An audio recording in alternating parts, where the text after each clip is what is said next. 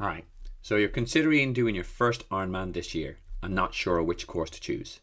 This video will help, because in it I go through the 3 best courses for beginners or first timers in North America.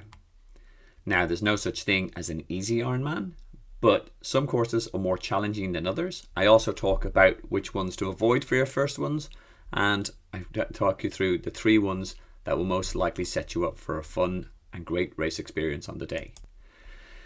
So I'm going to go through this in classic reverse order.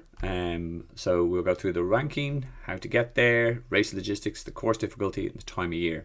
Time of year is important because it will indicate what type of weather you might expect on the day, which will influence your race significantly.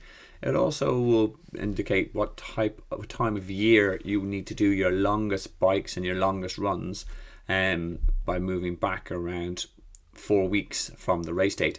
You don't want to be doing those in the depths of winter if you can avoid it. So without further ado, let's talk through our top 3 courses. Third place, we have a city that is close. There's lots of nearby airports, 2 international ones. One is a bit of a drive, but easy to get there. There's lots of accommodation as it's off season for this part of the world when they actually race in November. Race logistics, it's a single transition, which makes life easier. Transition is where you will go from your swim to your bike, and then your bike to your run. So if that's all in the same place, it means you do not have to drop your bike off to one place a couple of days before the race and your run gear off to another.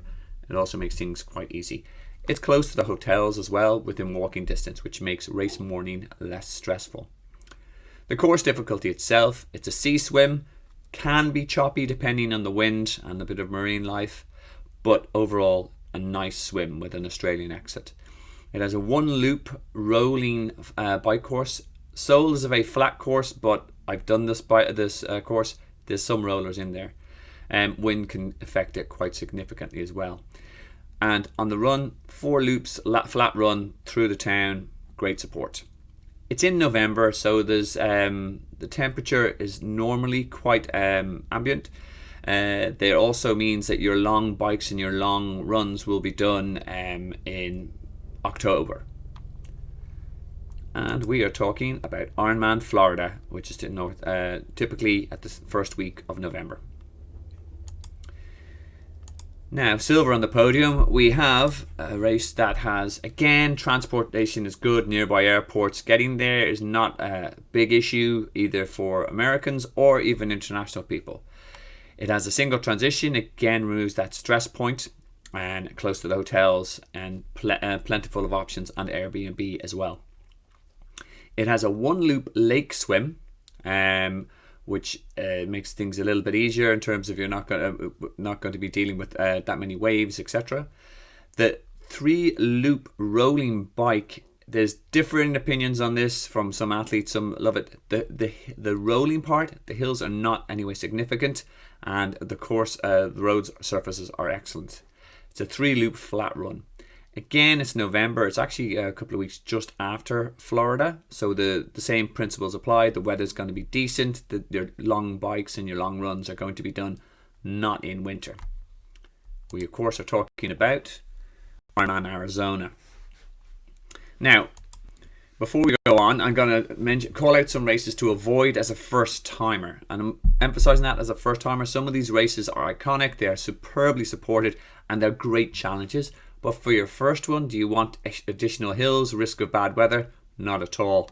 So in this vein, I would avoid Lake Placid just because of the hills. It is a hilly course, and that zaps your legs for the run.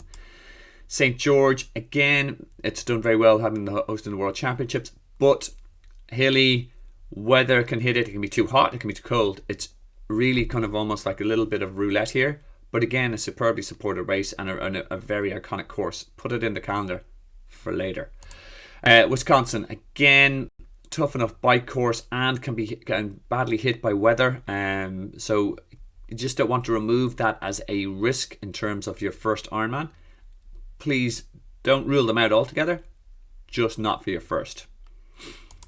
Now I have done a similar presentation for the European races, and you'll see the link in the comments below. Please check it out. And I got in terrible trouble because I didn't mention, or I ruled out, but this is a debate piece. It's in my opinion based on my experience of racing these courses and also my athletes.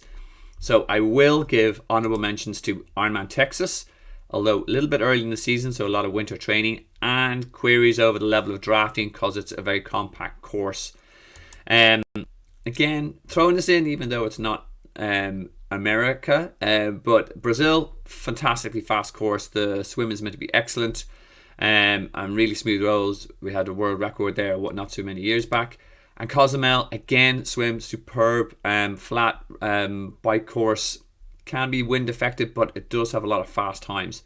If you're looking to travel, these two will be great options. Now, off to our winner. So, again, good airports, good infrastructure. Again, it's American, so you kind of expect that. Race logistics, single transition, again, makes life easier.